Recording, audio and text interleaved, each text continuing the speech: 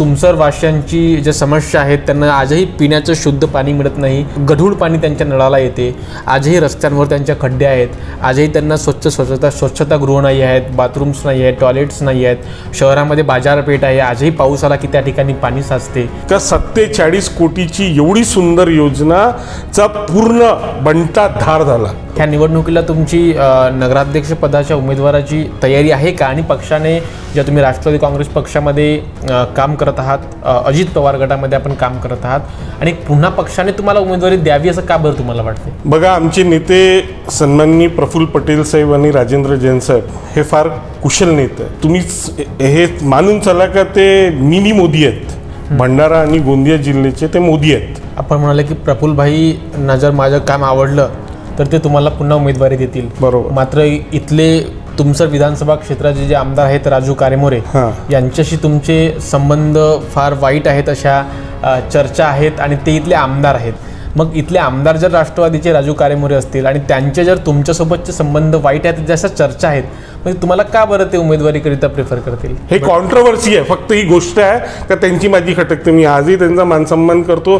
ते आजही आम्ही दोघं जेव्हा भेटतो तेव्हा मानसन्माननी आमचं, आणि मी कुठेच त्यांच्याबद्दल काही चुकीचं काही बोलत नाही. आपण म्हटलं की तुमचे आणि त्यांचे अतिशय चांगले संबंध आहेत. मात्र चर्चा अशाही चालतात की ह्या 2024च्या निवडणुकीला राजू कारेमोरे यांच्या प्रचारार्थ आपण ती जी पाहिजे ती भूमिका मांडली नाही, कुठेतरी त्यांच्या विरोधात आपण काम केलं, अशा सुद्धा चर्चा तुमसर विधानसभा क्षेत्रामध्ये होत्या. ह्याच्यावर काय सांगा? बघा कसं आहे, ह्या चर्चा तुमच्या कानी पण आल्या? हे फक्त असू शकतात, चर्चाच राहतात. त्याच्यातला सुखोल आपण अभ्यास केला पाहिजे.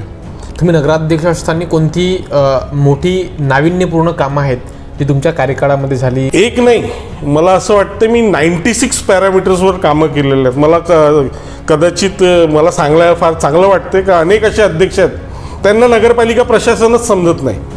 तुम्ही सांगितलं की तुम्ही 96 पॅरामीटरमध्ये काम केलं आणि तुम्ही एवढी सारी कामं आमच्यासमोर आता गिनवली. बरोबर. मग 2016च्या पुन्हा नगर परिषदेच्या निवडणुकामध्ये जेव्हा तुम्ही एवढी सारं कामं केले, मग तुम्हाला लोकांनी का बरं 2016ला हरवलं? तुमचा पराभव का झाला? हा प्रश्न फार चांगला आहे. हा चिंतनचा प्रश्न आहे. माझ्यासाठी हा चिंतनचा प्रश्न आहे. मात्र अजून अशा चर्चा आहेत की तुम्ही नगराध्यक्ष असताना एक वाचनालय आहे ती कोणतरी प्रायव्हेट व्यक्तीला विकली, नगर परिषदेत जे शौचालय आहेत ते आपण प्रायव्हेट व्यक्तींच्या स्वाधीन केलं, त्यांना विकली. आणि आजही तुमच्या इंटरव्ह्यूच्या माध्यमातून जर हे दोनही आरोप जर आज कोणी सिद्ध करत असेल तर मी त्याला इथूनच 51 लाख रुपयाची पारितोषिक घोषित करून देईन. पण त्यांनी आम्हाला आरोपामध्ये अंदर टाकावे. नमस्कार, मी संघर्ष. आपण झकास मराठी पाहत आहात आणि झकास मराठीवर आपण नेहमी वेगवेगळे विषय घेऊन तुमच्या समोर येण्याचा प्रयत्न करतो. देशाच्या सर्वोच्च न्यायालयानं महाराष्ट्रातील ज्या स्थानिक स्वराज्य संस्थांच्या निवडणुका आहेत त्या लवकरच घेण्यात यावा असा आदेश ह्या देशातील सर्वोच्च न्यायालयाने दिला.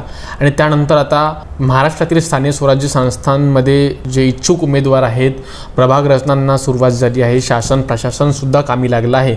आपण आज तुमसर शहरामध्ये आहोत, तुमसर विधानसभा क्षेत्रामध्ये आहोत, आणि तुमसर शहराची जी नगर परिषद आहे हिचा पण खूप मोठा इतिहास आहे. आणि ह्या नगर परिषदेला महाराष्ट्र सरकारचे पुरस्कारसुद्धा मिळाले आहेत. पुरस्कार प्राप्त ही नगर परिषद आहे. आज आपण तुमसर शहरामध्ये आहोत आणि आज आमच्या ह्या बैठकीच्या कार्यक्रमाला तुमसर शहराचे माजी नगराध्यक्ष इंजिनियर अभिषेक कारेमोरे आहेत. अभिषेक दादा, स्वागत आहे तुमच्या झकास मराठीवर. नमस्कार. मी म्हटलं की स्थानिक स्वराज्य संस्थांच्या निवडणुका लवकरच घेण्यात यावा असा सर्वोच्च न्यायालयाने आदेशसुद्धा दिला. तुमसर शहराचे आपण माजी नगराध्यक्ष आहात, आपण नगराध्यक्ष होते आणि त्यावेळी महाराष्ट्र सरकारचे पुरस्कारसुद्धा तुम्हाला मिळाले आणि तुम्ही मला वाटते महाराष्ट्रातील अनेक नगर परिषदांमध्ये, नगरपंचायतींमध्ये तुम्ही मार्गदर्शन करायला जात होते. आणि खूप मोठा तुमच्यासुद्धा कार्यप्रणालीचा इतिहास आहे. नेमकं तुमचं काय म्हणणं आहे सर्वोच्च न्यायालयाच्या या आदेशावर, किंवा कशा प्रकारे ही निवडणूक होणार आहे? निश्चितच फार मोठा काळ उलटला. जवळपास 4 वर्ष लुटून गेले. हो. नगरपालिकांमध्ये, स्थानिक स्वराज्य संस्थांमध्ये निवडणुका काही झाले नाही आणि नेमके त्याचे काय कारण होते ते कोणालाच ठाऊक नाही आहे. आणि आज सर्वोच्च न्यायालयाला धन्यवाद देतो, कारण स्थानिक पातळीवर जे प्रश्न लोकांचे राहतात ते प्रश्न स्थानिक स्वराज संस्थाचे जे अधिकारी राहतात ते काही सोडवू शकत नाही आणि स्थानिक स्वराज्य संस्थेवर किमान बॉडी होणं फार महत्त्वाचं आहे आणि 4 वर्ष लोटून गेले प्रशासकीय राजवट नगरपालिकांवर स्थानिक स्वराज संस्थेवर प्रशासकीय राजवट होती आणि लोक फार त्रासलेले आहेत कारण अधिकारी आणि लोकांचा समन्वय काही बसत नाही. तर निश्चितच सुप्रीम कोर्टाने मी त्यांचं स्वागत करतो की माननीय सर्वोच्च न्यायालयाने ही निवडणुका ऑक्टोबर महिन्याच्या अंतर्गतमध्ये घेण्यासाठी त्यांनी निर्णय दिलेला आहे शासनाला. बरं, मी आधीच स्पष्ट केलं की आपण नगराध्यक्ष असताना महाराष्ट्र सरकारचे पुरस्कारसुद्धा तुमच्या नगर परिषदेला मिळाले. नेमका तो काय प्रकार आहे? आपण कोणत्या त्यावेळी नगरपंचायतीमध्ये मार्गदर्शन करायला जायचं, तो पुरस्कार कशाचा होता? आपण त्या संदर्भात काय सांगाल? बघा, स्वातंत्र्यता पूर्वीपासून माझा परिवार राजकीय क्षेत्रात आहे. बरं. माझे आजोबा स्वर्गीय श्री नारायणरावजी कारेमोरे हे स्वातंत्र्यता सैनिक होते आणि स्वातंत्र्याच्या लढाईमध्ये त्या चळवळीमध्ये त्यांचा सहभाग होता. बरं. ते तुमसर नगरपालिकेचे 19 वर्ष नगराध्यक्षसुद्धा होते. ह्या विधानसभा क्षेत्राचे ते आमदारसुद्धा होते. माझे मोठे वडील हे सुद्धा 15 वर्ष तुमसर विधानसभेचे आमदार राहिलेले आहेत. बरं. माझे वडीलसुद्धा ही नगरपालिका प्रशासनमध्ये ते अध्यक्ष राहिलेले आहेत. जवळपास 30 वर्ष ते नगरसेवक म्हणून होते तुमसरला. आणि मी माझ्या सर्वात कमी वयात, माझ्या परिवाराच्या सर्वात कमी वयात, मला असं वाटते 36 वर्ष माझी वय होती आणि त्या वयोगटामध्ये मी ह्या शहराचा नगराध्यक्ष बनलो. खूप उत्साह होतो मनात का काहीतरी आपल्या शहरासाठी काही चांगलं करायचं. बरं. आणि सातत्याने सकाळी 5 वाजता उठायचो, गावाचं भ्रमण करायचं आणि गावामध्ये जे छोटे जे काही विषय नगरपालिकेचे असायचे, रोड, नाल्या, रस्ते, हे तर मी करायचं, हे जनरल होतं. पण माझं एक लक्ष केंद्रित केलं का आपल्याला स्वतंत्रता मिळून जवळपास 50 वर्ष लुटून गेले. आज 70 वर्ष झाले आणि 70 वर्ष लुटून गेल्यानंतरही तुमसरमध्ये अनेक असे विषय होते जो मार्गी लावणं फार गरजेचं होतं. आता तुम्ही विचार करा का कोणत्या एका गावी तुम्ही तुमसरला येता आणि तिथे रस्त्याच्या अवतीभोवती लोक शौचाला बसायचं, तुम्हाला गावाची परिकल्पना कशी वाटेल? कारण लोक 70 वर्ष आपल्या देशाच्या आझादीला लुटूनसुद्धा लोक बाहेर बाथरूम आणि शौच करायला बसायचे. हा विषय माझ्या लक्षात आला आणि मी आणि माझी जनरल बॉडी आम्ही निर्णय घेतला का कुठेतरी याला ब्रेक देणं फार गरजेचं आहे. कुठेतरी हे जो 70 वर्षापासून लोक जो बाहेर उघड्यावर शौच करतात हे कुठेतरी थांबवल्या पाहिजे. आणि नेमकं आम्ही आणि माझे मुख्याधिकारी चंद्रशेखर गुल्हाने होते त्या काळात, तर आम्ही निर्धारित केलं का आपण 2 महिन्याच्या आत संपूर्ण तुमसर शहर शौचमुक्त करू आणि बाहेर लोक शौचाला बसतील नाही. आणि बॉडींनी सहकार्य केलं. त्यावेळेस उपाध्यक्ष होते सरोज भुरे, यांनी सर्व मिळून आम्ही सहकार्य केलं. आम्ही सकाळी 5 वाजता बाहेर जायचं, गावाचं भ्रमण करायचं आणि 2 महिन्याच्या तुम्ही विचार करा, जी आदत 70 वर्षापासून लोकांना लागली होती ती आदत आम्ही 2 महिन्यात तोडून टाकली. तो ब्रेक दिला. आणि महाराष्ट्राचे जेव्हा मुख्यमंत्री फडणवीस साहेब होते त्यांनी माझं कौतुक केलं, नगरपालिकेचं कौतुक केलं आणि तुमसरला ओडीमुक्त शौचमुक्त शहर म्हणून घोषित केलं आणि मला तिथे बोलवून आम्हाला 2 कोटी रुपयाचं पारितोषिक दिलं आणि तुमसर नगरपालिकेला शौचमुक्त शहर म्हणून घोषित केलं त्या काळात. आणि मग माझी कार्यप्रणाली फडणवीस साहेबांना आवडली. ऑल इंडिया इन्स्टिट्यूटमध्ये संपूर्ण नगराध्यक्षांचे तिथे मीटिंग्ज व्हायचे. नगरपालिका प्रशासन कशी चालवायची तेवढ्या कमी वयात ते मला समजून आलं. कलेक्टरनी माझी तारीफ केली. मला 1 महिला इथे कलेक्टर साहेबांनी आणि तिथले आपले जो मंत्री होते त्यांनीसुद्धा इथे पुरस्कार दिला. आणि नगरपालिका प्रशासन कशी चालवायची हे मी त्या काळात करून दाखवलं का किमान कमी वेळात लोकांपर्यंत जो शासनाचे पैसे, जसं शासन पैसे देतं तर इतर नगरपालिकामध्ये काय करतात ते लोक फिक्स डिपॉझिट करतात. मी तसं नाही करायचं. शासनचे जसे पैसे नगरपालिकेत पोहोचले मी तातडीत त्या पैशाचा मार्गी लावायचं. तर ही कार्यप्रणाली मुख्यमंत्रीला सुद्धा त्या काळात आवडली फडणवीस साहेबांनी आणि ते वारंवार मला त्यांनी 2-3 वेळेस सर्व नगराध्यक्ष 288 नगराध्यक्ष त्या काळात होते पूर्ण महाराष्ट्रात नगरपालिका नगरपालिका, त्यांना मी संबोधित करायचं का नगरपालिका प्रशासन आपण कशी चालवायची. बरं, आता पुन्हा निवडणुका येणार आहेत. हो. आणि पुन्हा स्थानिक स्वराज्य आणि तुमसर शहरामधच्या निवडणुका सुद्धा लागणार आहेत. बरोबर. आता पुन्हा तुमची नगराध्यक्षाची, कारण त्यावेळी नगरसेवकांमधून नगराध्यक्ष बनत होते, मात्र आता डायरेक्ट ही लोक आहेत हे आपला नगराध्यक्ष निवडतात. बरोबर. ह्या निवडणुकीला तुमची नगराध्यक्ष पदाच्या उमेदवाराची तयारी आहे का? आणि पक्षाने ज्या तुम्ही राष्ट्रवादी काँग्रेस पक्षामध्ये काम करत आहात, अजित पवार गटामध्ये आपण काम करत आहात, आणि पुन्हा पक्षाने तुम्हाला उमेदवारी द्यावी असं का बरं तुम्हाला वाटते?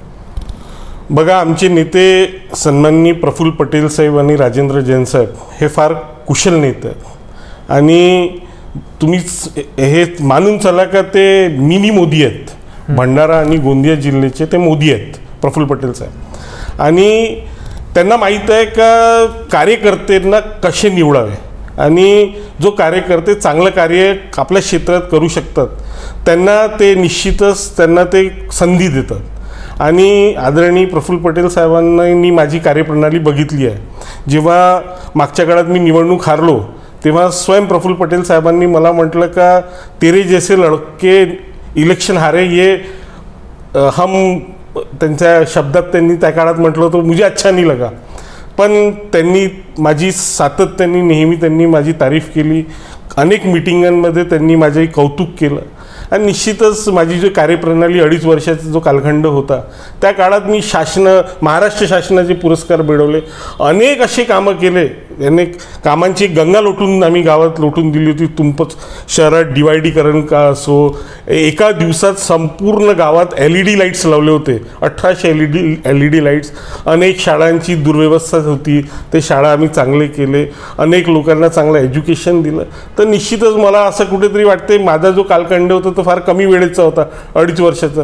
जर की मला 5 वर्षाचा कालखंड जर लोकांच्या माध्यमातून भेटेल तर निश्चितपणे ह्या तुमसर शहराचा चेहरा-मोहरा मी बदलून दाखवीन. आणि जर ते प्रफुल्लभाई जर माझ्यावर प्रेम करत असतील या माझ्या कार्यप्रणालीवर प्रेम करत असतील तर निश्चितच ते कार्यकर्त्याची कदर करतात. आणि ते मला ह्या वेळेस जर आरक्षण जर OBC आणि ओपन आलं तर निश्चितच ते माझं आकलन कुठे ना कुठे त्यांच्या पुस्तकीत राहणार. आपण म्हणाले की प्रफुल्लभाईंना जर माझं काम आवडलं तर ते तुम्हाला पुन्हा उमेदवारी देतील. बरोबर. मात्र इथले तुमसर विधानसभा क्षेत्राचे जे आमदार आहेत राजू कारेमोरे, यांच्याशी तुमचे संबंध फार वाईट आहेत अशा चर्चा आहेत आणि ते इथले आमदार आहेत. मग इथले आमदार जर राष्ट्रवादीचे राजू कारेमोरे असतील आणि त्यांचे जर तुमच्यासोबतचे संबंध वाईट आहेत जशा चर्चा आहेत, म्हणजे तुम्हाला का बरं ते उमेदवारीकरिता प्रेफर करतील? हे बघा, लोकांमध्ये फार गोंधळ आहे आणि गोंधळ का बरं आहे ते मला माहिती नाही. आता राजूभाऊ कारेमोरे आणि कारेमोरे आमचा दोघांचा मागचा आडनाव एकसारखा. हो. आणि आजपासून नाही, मी अनेक वर्षापासून त्यांना आपला मोठा भाऊ समजतो. आणि जेव्हा राजूभाऊ कारेमोरेची आमदारकीची तिकीट मागण्याची वेळ आली होती तेव्हा अनेक नेते असे समोर बसले होते. तिथे मधुकरजी कुकडे होते, अनेक असे नेते, मोठे मोठे नेते बसले होते. आणि मी पण त्यावेळेस उमेदवारी मागत होतो आमदारकीची. बरं. तर प्रफुल्लभाईंनी त्यावेळेस आम्हाला प्रश्न विचारला की आमदारकी की उमेदवारी तो 13 लोग मांग रहा है, इसमें सबसे पहले पीछे कौन हटेगा? तर त्यावेळेस मी उठलो आपल्या जागेवरून आणि म्हटलं साहब मैं उठूंगा. तर मग त्यांनी आपल्याजवळ मला बसवलं. मग प्रफुल्लभाई मला म्हणाले की अभिषेक, अगर तेरे को इनमें से किसी को चुनने की बारी आएंगी, त्यांनी मला बोलले अक्षरशः, तो तू किसको चुनेगा? तर त्या काळात मी सर्वांच्या समोर मी आपला जो मत, ओपिनियन पोल ज्याला म्हणतात मत, जर की राजकीय लोक मत असे साधारणपणे मांडत नाही, कारण अनेक तिथे राजकीय लोक बसले होते. तर मी म्हटलं का नाही, आपल्या पक्षाचा उमेदवार आहे आणि आपल्या पक्षाची उमेदवारी प्रफुल्लभाई मला विचारत आहे का किसको देण्याची. तर मी साहेबांना म्हटलं, साहेब म्हटलं, जर राजू कारेमोरेला आपण उमेदवारी द्याल तर निश्चितपणे तुमसर विधानसभाची सीट अनेक मतांनी आदरणीय राजूजी कारेमोरे हे निवडून येतील. आता जेव्हा मी स्वतः राजूभाऊ कारेमोरेची उमेदवारी त्यावेळेस मागत होतो तर ते माझे दुश्मन कसे असतील? लोकांमध्ये एक कुठेतरी असं अनेकदा होतात का राजूभाऊचे कार्यक्रम राहतात, मी तिथे जात नाही, माझी अनुपस्थिती राहते, माझा पण व्यापार आहे, धंदा पाणी आहे, तर कुठेतरी मी व्यापारालाही कुठेतरी आमच्या महत्त्व देतो. आणि होते कधी कधी का मी त्यांच्या काही कार्यक्रमात नाही जात, पण त्यांचा मान सन्मान आदर सत्कार, आणि जर ते मला कुठेही भेटतात तर एक मोठ्या भावासारखा, जर माझे भाषणं त्यांच्या कोणत्या कार्यक्रमात होते तर मी त्यांना मोठा भाऊ म्हणून संबोधित करतो. आणि राहिला प्रश्न तिकिटीचा, ते देतील का नाही देतील, तर मला एवढं माहीत आहे राजूभाऊ कारेमुरे लोक काय त्यांच्याबद्दल विचार करतात ते मला नाही माहीत, पण माझा हा विचार आहे का तो तज्ज्ञ इन्सान आहे. कारण दुसऱ्यांदाही तो आमदारकीची निवडणूक जिंकते तर तो तज्ज्ञ माणूस आहे, व्यापारात सुद्धा तज्ज्ञ आहे आणि राजकीय क्षेत्रात अतिशय जास्त तज्ज्ञ आहे, कारण तो दुसऱ्यांदा निवडणूक जिंकते. तर निश्चितपणे जो माणूस दुसऱ्यांदा निवडणूक जिंकते तो कोणाशी बैर घेत नाही. जेवढं मी राजूभाऊ कारेमुरेबद्दल माझी जो माहिती आहे ते असे कोणासोबत बैर घेत नाही आणि कोणाच्या मागे छेडी लावत नाही. आणि राहिलं नगरपालिकेचा प्रश्न तर मला माहिती आहे राजूभाऊंचं उत्तर काय राहणार आहे. ते सर्वस्व, कारण आमच्या जिल्ह्यात सर्वस्व नेते म्हणून प्रफुल्लभाई आणि राजेंद्र जैन साहेबाला ओळखले जाते. आणि जो निर्णय आदरणीय प्रफुल्लभाई पटेल घेतील ते निर्णय राजू कारेमुरे डवालू शकत नाही, एवढं मला माहीत आहे. आणि अखेरमध्ये आमचे मोठे बंधू राजूजी कारेमुरे हेच म्हणणार आहे का प्रफुल्लभाई ज्याला उमेदवारी देतील ते त्यांना माहीत आहे, मग तो कोणताही माणूस काहून नसो, तो लहान माणूस काहून नसो, मोठा. जर प्रफुल्लभाईंनी ज्याला उमेदवारी दिली तर निश्चितपणे राजूजी कारेमुरे जो इथे स्थानिक आमदार आहे ते त्याच्यासोबत राहणार आहे.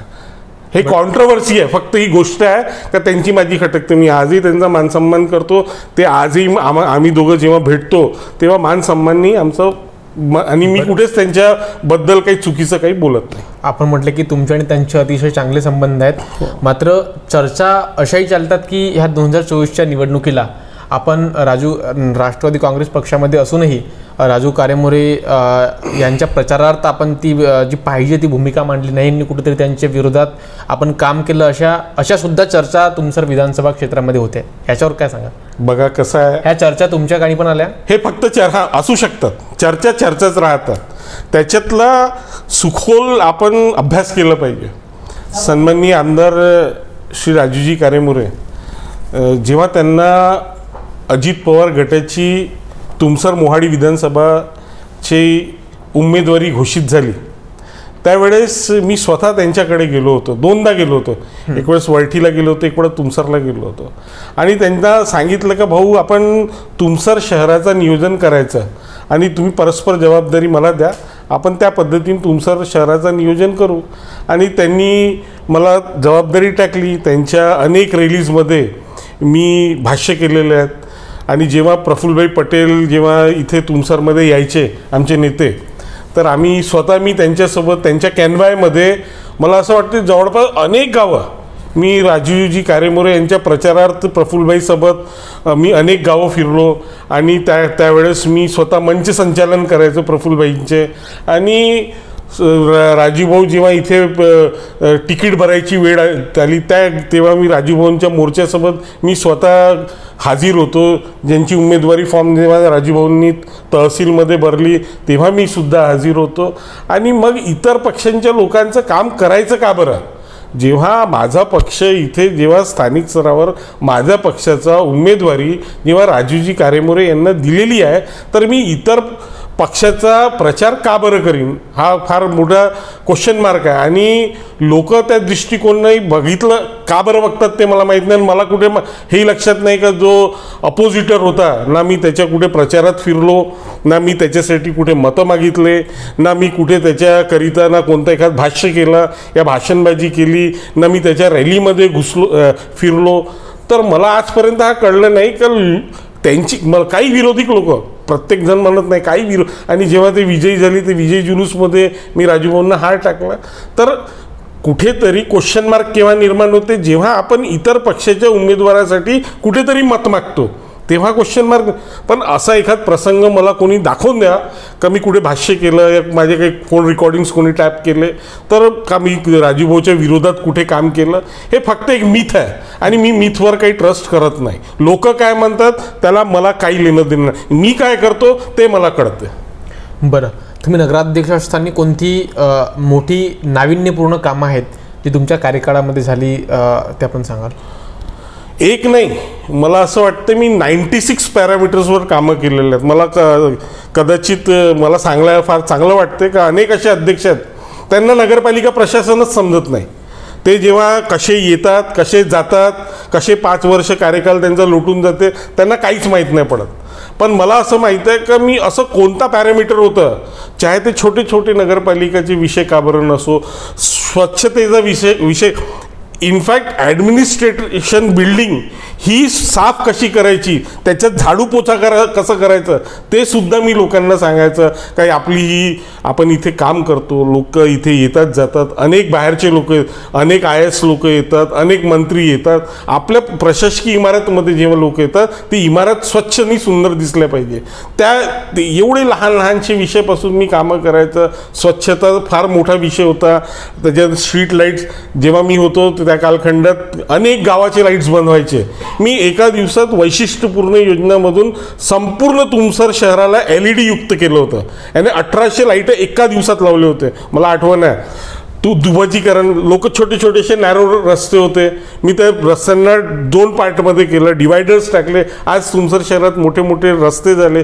तुम्ही जर तुमसरला येत असाल दोन्ही बाजूनी याल, तुम्ही जा भंडाऱ्याला बघा डिवायडर्स आहेत का, तुम्ही तुमच्या गोंदिया, तुम्ही स्थानिक गोंदियाचे आहेत ना, तुम्ही गोंदियामध्ये जाऊन बघा, तुमच्या शहरात सुद्धा आता डिवायडर्स बनले.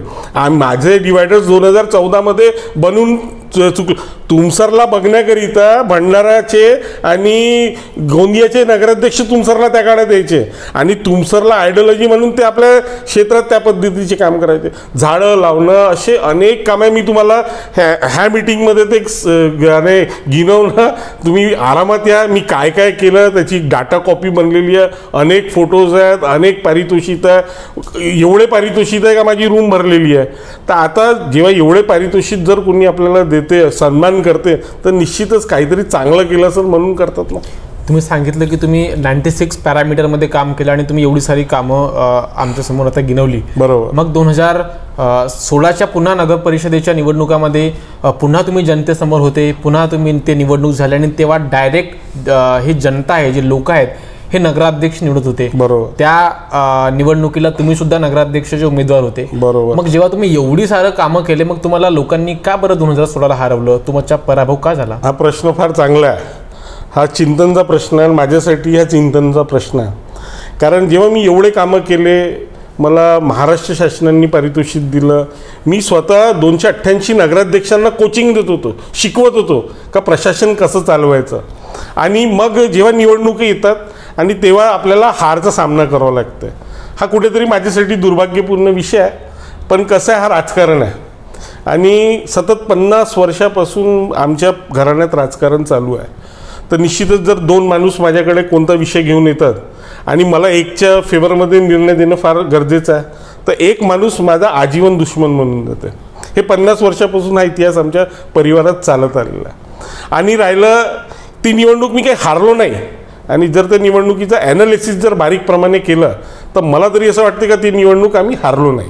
कारण त्या निवडणुकीमध्ये भारतीय जनता पार्टी आमची अपोजिशनमध्ये होती आणि आमच्याच पार्टीचा एक लीडर आहे, त्यांनी कुठेतरी, ठीक आहे सर्वांची महत्त्वाकांक्षा राहते, इच्छा राहते, मी कोणाला डॉमिनेट आणि डिफेम करत नाही.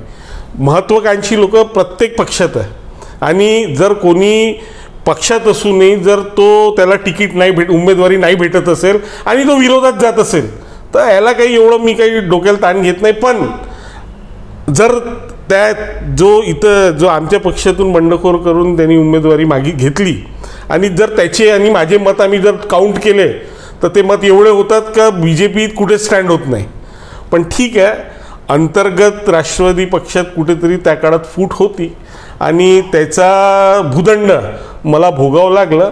आणि मी कुठेतरी ना जनतेला हे म्हणत का त्यांच्यामुळे झालं ना आपल्या कार्यप्रणालीमुळे, नशिबात नसेल असं मानून चालायचं. आणि मी त्या विषयाला घेऊन कोणाला दोषारोपण करत नाही, ना माझ्या नेत्यांना दोषारोपण करत, ना जो माझ्या विरोधात उमेदवार उभा होतात त्याच्या विरोधात दोषारोपण करत नाही. निश्चित लोकांचा कॉल होता, लोकांनी मला पसंत नाही केलं हा नाही म्हणू शकत, कारण मला पण एक समाधानकारक तिथे मतं भेटलेले होते. आता 500 आणि 400च्या मतांनी पडणं याला लोकांमध्ये आपल्याप्रती खूप मोठी तीव्र नाराजी आहे, याला मी मानत नाही.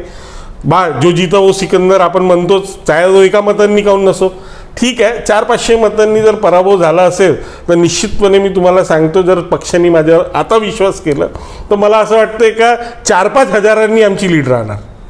बरं, तुमच्याविषयी तुमच्या कार्यप्रणालीवर तुम्ही तर सांगितलं, मात्र अजून अशा चर्चा आहेत की तुम्ही नगराध्यक्ष असताना एक वाचनालय आहे ती कोणतरी प्रायव्हेट व्यक्तीला विकली, नगर परिषदेत जे शौचालय आहेत ते आपण प्रायव्हेट व्यक्तींच्या स्वाधीन केलं, त्यांना विकली, अशा सुद्धा चर्चा तुमच्याविषयी लोकांमध्ये आहेत, हे काय? बरोबर, तुम्ही दोन प्रश्न विचारले का. एक लायब्ररी होती सार्वजनिक वाचनालय, त्याला विकायचा आरोप माझ्यावर लागला आणि शौचालय विकायचा आरोप माझे वडील जेव्हा नगराध्यक्ष होते त्यांच्यावर लागला. चांगला आहे, मी म्हटलं राजकीय क्षेत्रात आरोप लागणे फार चांगलं आहे, कारण त्याच्यातून माणूस उभरते. सामाजिक क्षेत्रात आपण कार्य करतो आणि सामाजिक क्षेत्रात कार्य करताना जर आपण सरळच गेलं तर जर तुमची वाचा कोणी फोडणार नाही, तुम्हाला ब्रेक कोणी लावणार नाही, तर तुम्ही स्वतःला देव समजून जाल.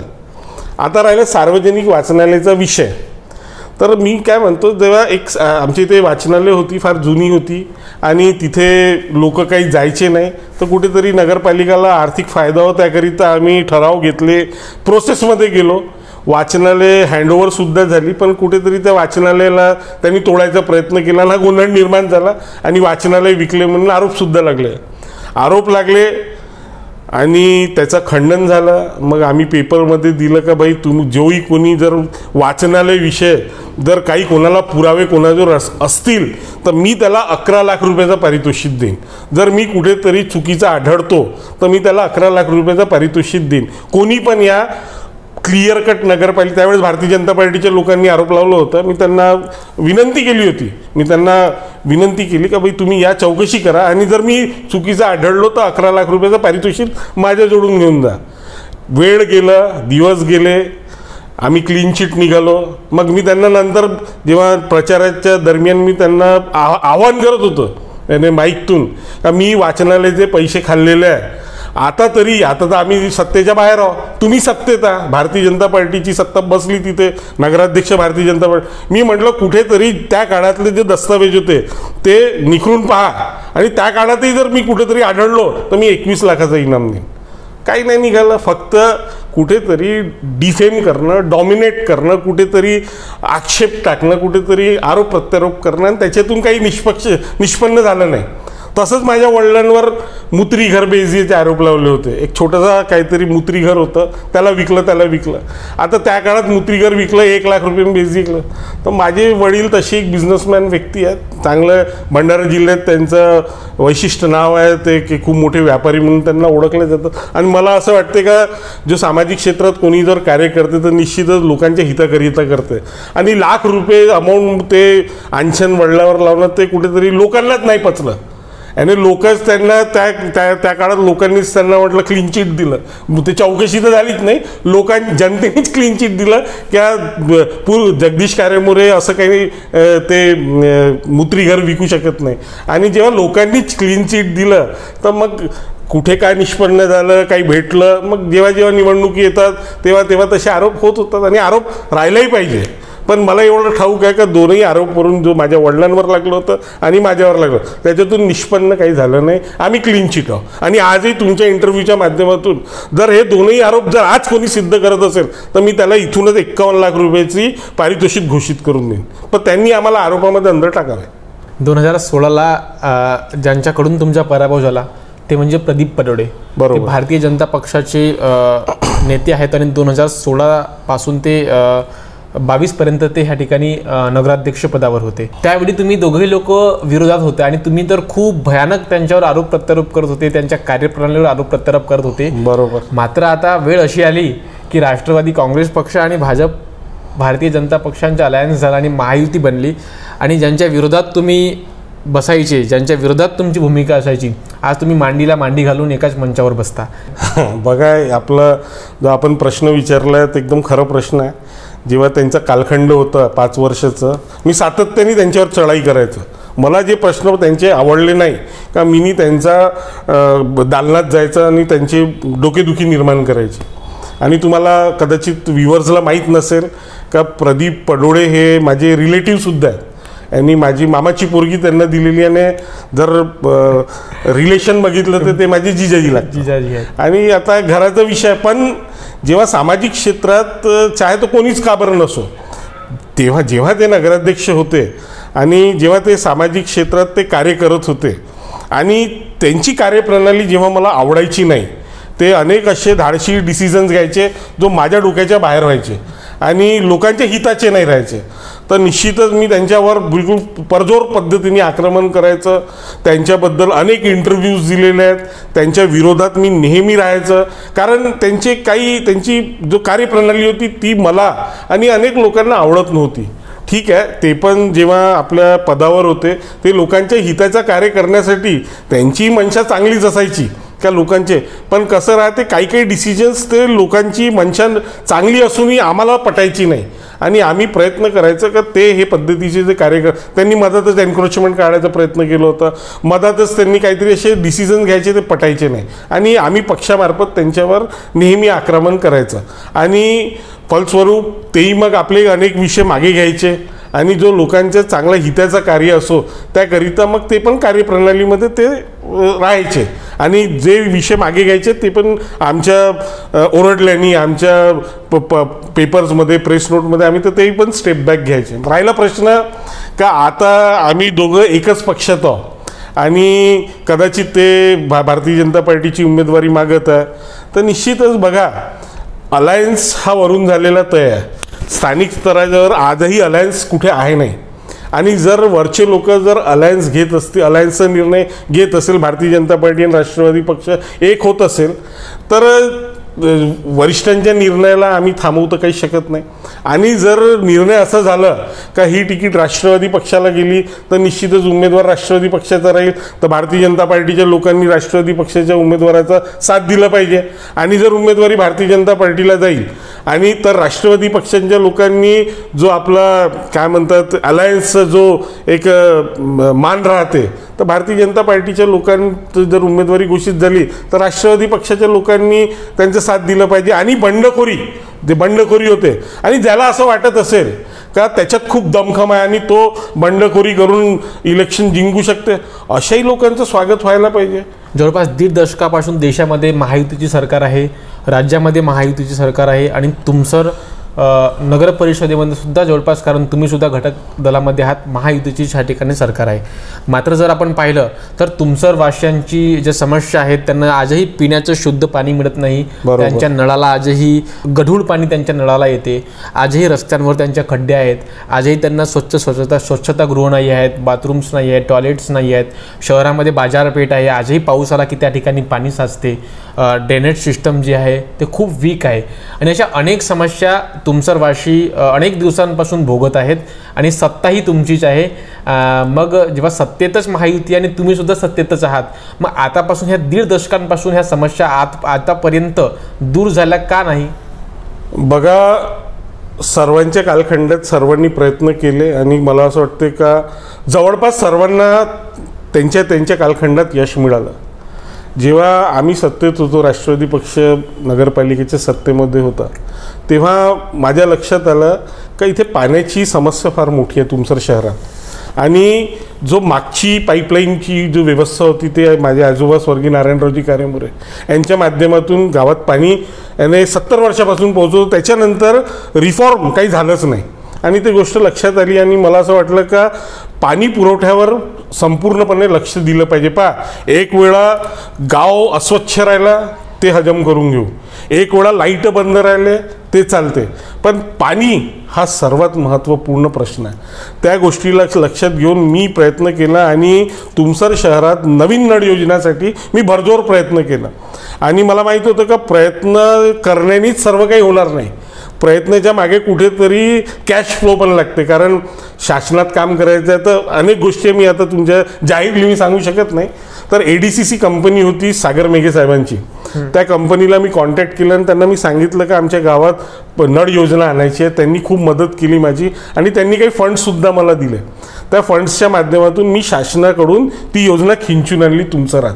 ठाणे महानगरपालिका आणि तुमसर नगरपालिका, ठाणे महानगरपालिका आणि तुमसर नगरपालिका ब वर्गची, ह्या 2 नगरपालिकामध्ये ही नळ योजना महाराष्ट्र शासनाने कन्फर्म केली आणि ती नळ योजना आमच्या तुमसरला लाभली. पण दुर्भाग्य आहे 4 वर्ष लोटून गेले. माननीय मुख्यमंत्री श्री देवेंद्रजी फडणवीस यांनी ह्या योजनेचं लोकार्पण केलं आणि प्रशासकीय राजवट लागली. आता त्या योजनेमध्ये 47 कोटीची ती योजना आहे. त्या योजनेमध्ये एवढा गोंधळ निर्माण झालं, एवढी घुसखोरी झाली, एवढे मोठे मोठे मी निवडणूक हारलो आणि ती योजना इतर लोकांच्या हातात लागली. आणि ती योजना मला तरी आज असं वाटते, माझाच गाव आहे, मी आपल्या गावातच बसलो, पण दुर्भाग्य आहे माझ्या गावाचं का 47 कोटीची एवढी सुंदर योजनाचा पूर्ण बंटाधार झाला. ती योजनाचा एकही पाणी आजपर्यंत लोकांना मिळालं नाही. मी त्या योजनेवर SIT गठीत करण्याकरिता मी आता स्वतः माननीय मुख्यमंत्री फडणवीस साहेबांकडे जाईल का ज्या योजनेचं लोकार्पण आपण 4 वर्ष अगोदर केलं त्या योजनेचा एक बूंद पाणीसुद्धा आतापर्यंत मिळालं नाही. आणि हा फार दुर्भाग्यपूर्ण विषय. आणि तुम्ही तातडी त्याच्यावर SIT नेमणूक करा. आणि जो गुन्हेगार असतील, मी तीव्रपणे सांगतो, तो कोणी काही असो नाही, जर गुन्हेगार असेल त्याला शिक्षा झालीच पाहिजे. ज्यांनी ही योजनेचा सत्यानाश केलं, ज्यांनी ही योजनेचा पाखंड केलं, ज्यांनी ही योजनेचा पैसा खाल्लेला आहे, त्यावर गुन्हा नोंद झालाच पाहिजे. आणि तो माणूस कोणीच काही काऊन नसो, मी त्याचा तीव्र विरोध करणार आणि करत राहीन. बरं, खूप खूप धन्यवाद आमच्यासोबत जुळण्याकरिता, आम्हाला वेळ दिल्याबद्दल आणि स्पष्टपणे तुमची जी भूमिका आहे आपण ह्या ठिकाणी मांडली. थँक्यू. तर हे होते तुमसर नगर परिषदेचे माजी नगराध्यक्ष आणि आता सध्या राष्ट्रवादी काँग्रेस पक्षाचे जे नेते आहेत इंजिनियर अभिषेक कारेमोरे. खरं तर हे जेव्हा नगराध्यक्ष होते त्यावेळी कशा प्रकारे यांनी कामं केली, कोणती नाविन्यपूर्ण उपक्रम यांनी राबवली आणि त्याचा फायदा नगर परिषद तुमसरमध्ये राहणाऱ्या लोकांना कसं झाला, इथल्या नगरवासियांना कसं झाला आणि महाराष्ट्र सरकारचा पुरस्कार यांच्या नगर परिषदेला कसा मिळाला, कशा माध्यमातून यांनी संपूर्ण महाराष्ट्रातील नगर परिषदेच्या नगराध्यक्षांना मार्गदर्शन केलं आणि एकंदरीत कशा प्रकारे यांची कार्यप्रणाली राहिली, तेव्हापासून ते यांच्यावर झालेले आरोप प्रत्यारोप, ह्या निवडणुकीमध्ये यांची भूमिकेवर जे आरोप लागले, यांच्या अध्यक्ष असताना यांच्यावर भ्रष्टाचाराचे जे आरोप लागले किंवा इतर सर्व राजकीय आरोपांवर सुद्धा यांनी स्पष्टपणे आपली भूमिका मांडली. आणि हे 2025ची निवडणूक पक्षाने जर यांना उमेदवारी दिली तर 100% ही निवडणुकीला लढण्याकरिता तयार आहेत. आणि एकंदरीत सर्वसामान्य माणसाला कशा प्रकारे न्याय देता येईल याकरिता यांनी आपली भूमिका स्पष्टपणे सांगितली. आणि आपण सुद्धा त्याच स्पष्टतेने या आजची मुलाखत शेवटपर्यंत पाहिली. त्याबद्दल सर्व प्रेक्षकांचे सुद्धा मनापासून आभार. खूप खूप धन्यवाद.